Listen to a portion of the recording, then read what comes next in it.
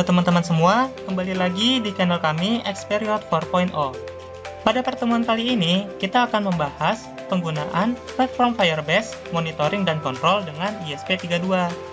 Platform yang satu ini kudu dipelajarin deh, soalnya banyak sekali expertise yang menggunakan platform Firebase ini. Mengapa banyak digunakan? Karena memiliki fitur-fitur menarik di dalamnya. Sebelum itu, mari kita mengenali Firebase itu sendiri. Firebase merupakan layanan database yang dimiliki Google yang dapat mempermudah pekerjaan mobile apps developer. Pertemuan selanjutnya, nanti kita akan mencoba membuat aplikasi nih, membuat sebuah panel atau tampilan IoT dengan menggunakan Firebase juga. Dan Firebase ini memiliki dua fitur yang menarik dari Firebase, yaitu Firebase Remote Config dan Firebase Real-Time Database. Mungkin kita akan lebih menggunakan Firebase Real-Time Database, karena Firebase Remote Config itu lebih digunakan dalam pembuatan sebuah aplikasi. Karena kita hanya memainkan data, maka kita akan menggunakan Firebase Real-Time Database. Gambarannya seperti ini untuk Firebase Real-Time Database. Firebase Real-Time Database adalah database yang di-host di cloud. Data disimpan sebagai JSON dan disinkronkan secara real-time ke setiap device yang terhubung. Oke, itu dia Firebase Real-Time Database. Mohon maaf, saya tidak menjelaskan tentang Firebase Remote Config karena penggunaannya lebih ke mobile app developer, dan kita tidak terlalu menggunakan fitur tersebut. Kita langsung saja, berikut adalah alat-alat yang kita gunakan. Mari kita membuka software Arduino IDE kita.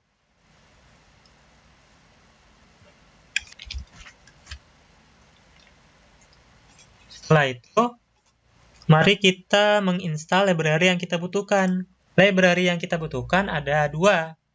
Yang pertama adalah DHT, dan yang kedua adalah Firebase ya.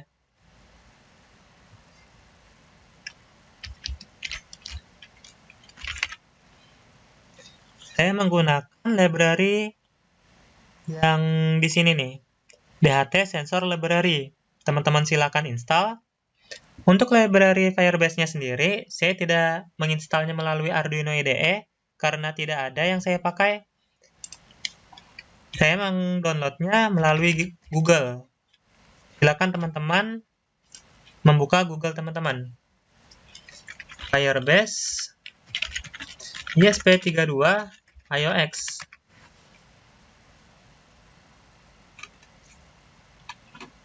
Nah, library ini ya yang saya gunakan. Teman-teman silakan download zip-nya. Lalu diinstal dengan add zip library.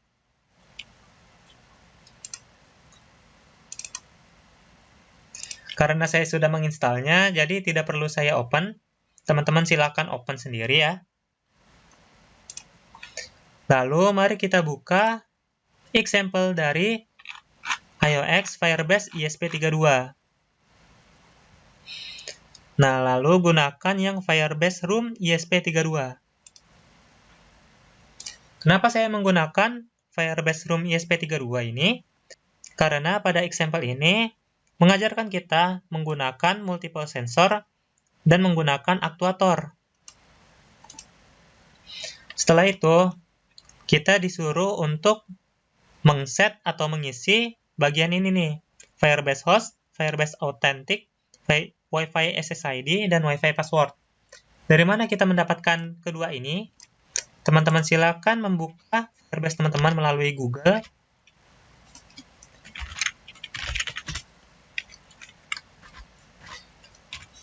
Nah, untuk membuka Firebase itu URL-nya firebase.google.com ya.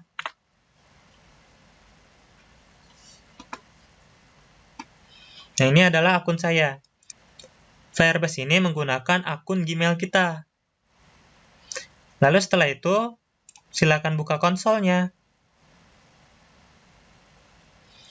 Nah, ini adalah tampilan awal dari sebuah proyek kita. Seharusnya tidak ada LED ISP karena saya pernah membuatnya, jadi ada. Oke, silakan pilih tambah project. Project kita misalkan apa nih? Monitor dan kontrol.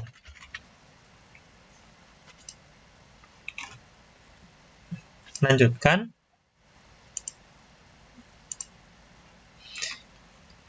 Nah, di sini kita disuruh untuk menggunakan Google Analytics.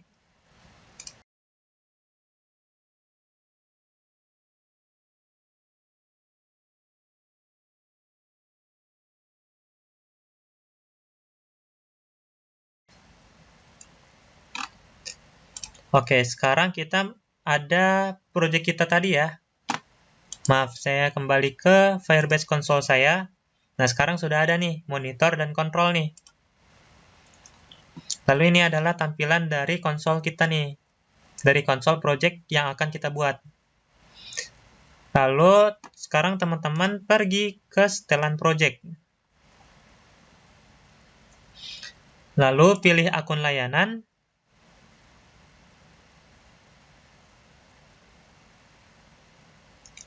Silakan pilih rahasia database. Kalau teman-teman yang menggunakan bahasa Inggris pada Firebase ini, di sininya secret kalau nggak salah ya, secret database. Lalu silakan copy nih, yang secret kode ini nih. Kita copy, lalu kembali ke software Arduino IDE. Silakan teman-teman kopas di sini nih. Nah, silakan teman-teman pastekan di sini.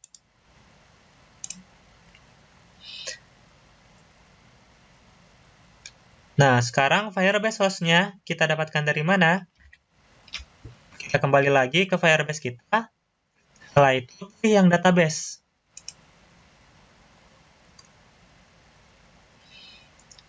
Lalu, buat database, mulai dalam mode pengujian. Paling kalau teman-teman yang berbahasa Inggris itu, mode tester ya. Berikutnya, atau next, selesai.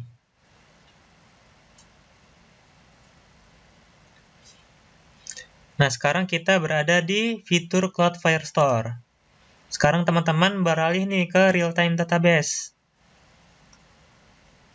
Nah, teman-teman sudah mendapatkan deh Firebase host-nya. Tapi, yang kita kopikan hanyalah bagian yang kata ini saja nih. Di sini saya copy, lalu kembali ke Firebase room-nya, lalu kita pastekan di sini. Nah, WiFi SSID dan password-nya sesuai dengan WiFi teman-teman sendiri ya.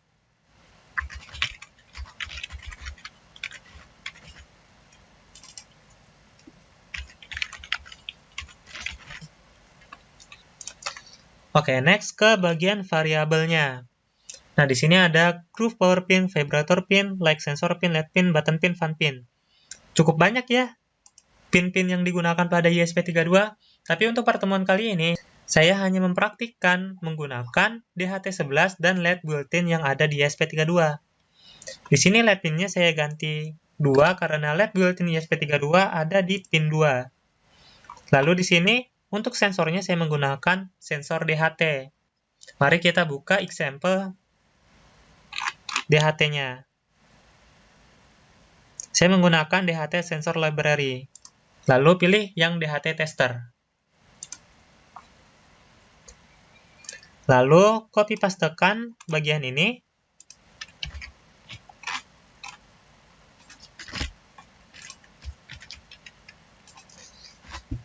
Saya menggunakan pin 4 untuk DHT-nya. Lalu saya menggunakan DHT11. Setelah itu, copy pastekan bagian ini juga. Dan bagian ini. Berada di dalam void setup ya.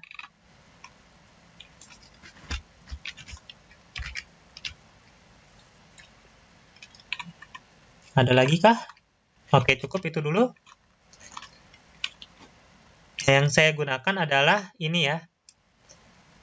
LED pin dan DHT. Pin 4 dan pin 2. Lalu kita ke bagian bawah lagi. Sekarang kita ke bagian file setup-nya.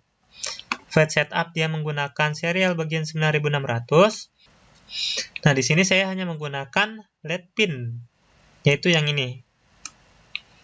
Di sini saya tidak memberikan komentar kepada apa yang saya tidak gunakan, karena nanti akan kita butuhkan.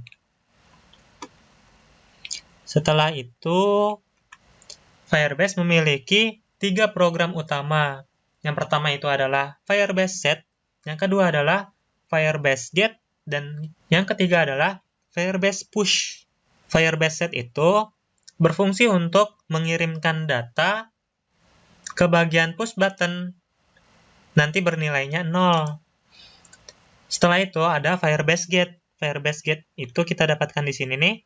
Firebase Getin itu untuk mendapatkan data dari database yang kita ubah nantinya. Lalu Firebase Push itu sepertinya tidak ada di sini ya. Jadi Firebase Push itu berfungsi untuk menambahkan bagian jika ada data yang berubah. Nanti kita pelajari sama-sama deh. Kita langsung ke void loop-nya aja deh. Ke DHT testernya untuk mengambil bagian. Saya menggunakan float H DHT read humidity ya. Untuk teman-teman sendiri PR-nya nanti menampilkan data suhu. Di sini saya menampilkan data kelembapan. Saya pastekan di sini. Lalu saya copy pastekan bagian ini. Saya ubah humidity. Nilainya adalah sesuai dengan variabelnya, yaitu H. Oke, dari sini saya harap teman-teman sudah cukup memahami ya. Di sini nanti kita menambahkan bagian humidity, menampilkan nilainya adalah H. H ini adalah nilai dari sensor kelembapan yang ada pada DHT11.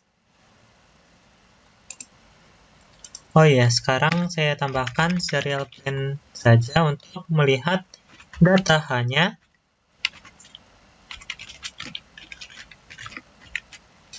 Atau data humidity. Di sini saya menambahkan delay-nya menjadi 1 detik.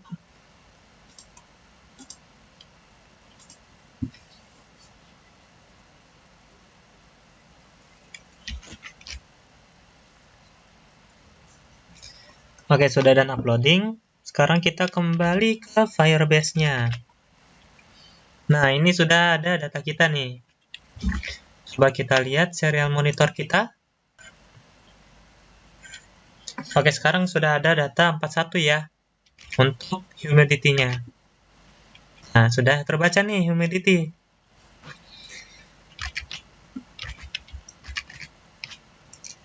Lalu untuk LED bulletin-nya.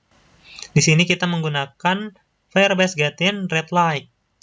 Berarti misalkan kita ubah nih red light-nya. Kita ubah menjadi 1. Kita enter.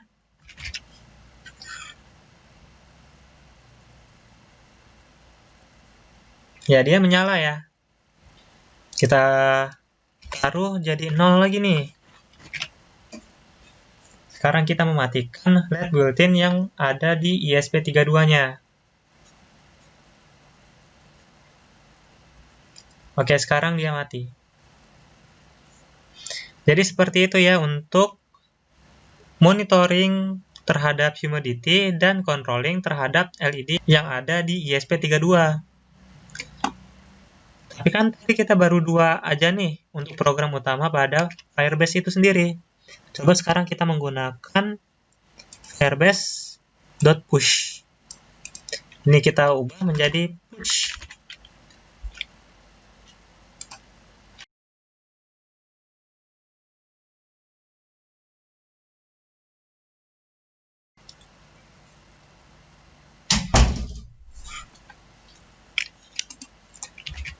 Sekarang kita kembali ke Firebase-nya.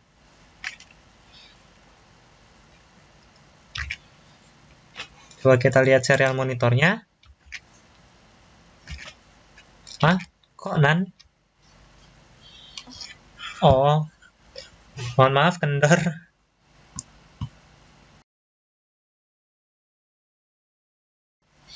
Nah, jika kita menggunakan push, maka setiap data yang terbaca akan terpush atau terdorong menjadi beberapa bagian nih, atau subbagian ya. Jadi di sini adalah ada bagiannya, dan di sini adalah subbagiannya.